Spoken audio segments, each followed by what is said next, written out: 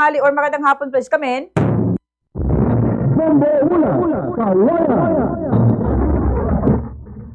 Magandang hapon, Bombo Angelica. Handa na ang Kawayan City Component Police Station para sa magiging deployment mamayang gabi sa gaganapin na Coronation Night sa may FLD Coliseum. Ayon kay Police Lieutenant Colonel Avelino Canceran, nakausap na niya ang kanyang mga uniform personnel para sa security mamayang gabi sa Coronation.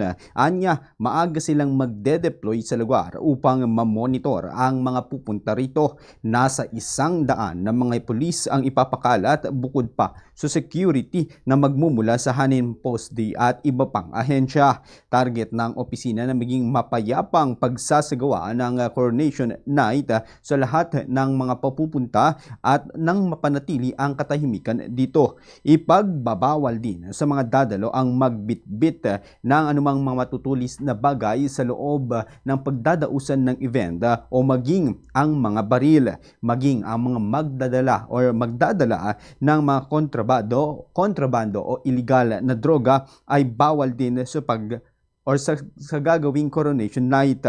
Nanawagan din siya sa mga dadalo na maging maingat lalo na sa kanilang mga gamit dahil tiyak na marami ang mga taong pupunta mamayang gabi. Samantala ganito ang naging panayam ng Bombo Radyo Kawayan kay Police Lieutenant Colonel Avelino Canceran.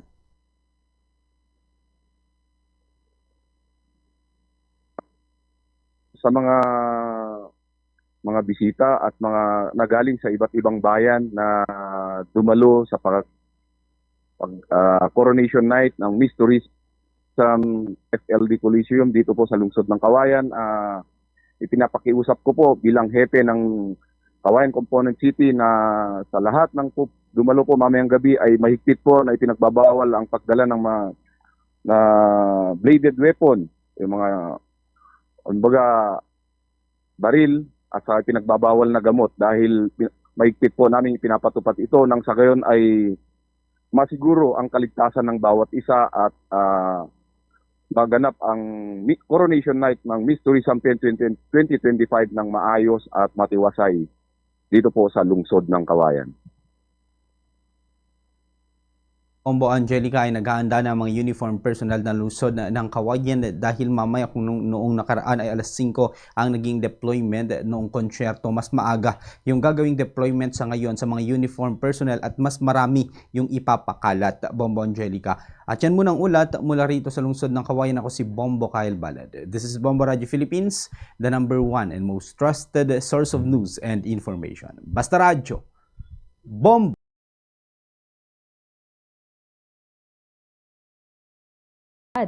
DZNC.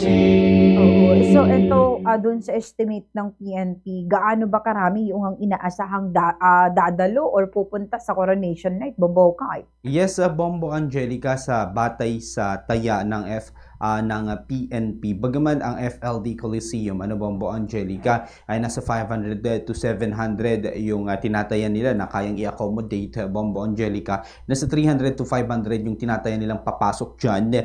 Iba pa yan, Bombo Angelica, sa magmumula sa iba't ibang mga bayan dito sa lungsod ng Kawayan, lalo na yung mga pageant enthusiasts natin na dadalo dyan, Bombo Angelica. Kaya't kanina ay nanawagan nga siya, lalo na yung mga taga-ibang bayan na magtutungo dito sa lungsod, lalo na sa mga ipagbabawal, yung mga magdadala ng mga matutulis na bagay, Bombo Angelica. Oo. So aside dito sa PNP, sino pa yung mga kasama dito ng PNP to secure the area, Bombo Kyle? Yes, Bombo Angelica, kasama din dyan ang Public Order and Safety Division, Bombo Angelica, sa magiging seguridad dito sa lungsod ng Kawayan, partikular dyan sa may poblasyon sa pagdaos nitong Coronation Night. Naka-standby din, Bombo Angelica, ang hanay ng Bureau of Fire Protection at maging ang hanay ng Rescue 922 nang sa ganoon anumang insidente ang mangyari, nakahanda ang mga ahensya na tumugon, Bombo Angelica. Okay, sige, maraming salamat, Bombo Kyle Balad, report mula po rito sa lungsod ng Kawayan.